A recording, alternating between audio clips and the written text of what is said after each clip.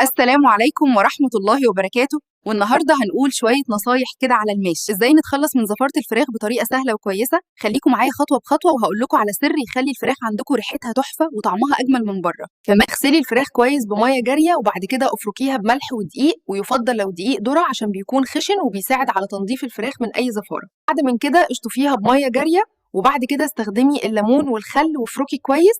سيبيها دقيقتين بالظبط وبعدين اشطفيها تاني. اهم حاجه ما تسيبهاش في الميه فتره طويله عشان الزفاره ما تزيدش. لو عايزه تنقعيها يفضل تحطيها في ميه وملح وشرايح برتقال. لو هتتبليها عشان تشويها يبقى التتبيله بتاعتها عصير ليمون وثوم مفروم وملح وفلفل وشويه خل.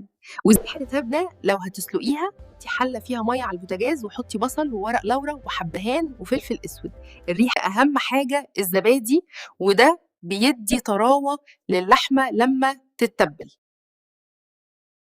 تاني نصيحة معانا واحنا بنحمر لسان العصفور عشان ما يشربش الشوربة ويتهري، عايزين الحباية تفضل ماسكة قوامها، نحمره كويس جدا لحد ما ياخد لون ذهبي جميل. حمريه كويس قوي وبعد كده انزلي بالشوربة بتاعتنا، ونحاول ما نغطيهاش عشان ما تشربش الشوربة وتطرى، او نغطيها بنص غطا كده. نصيحة أخيرة، بلاش تجيب البهارات والتوابل بكميات كبيرة عشان طعمها وريحتها بتتغير. هاتيها أول بأول.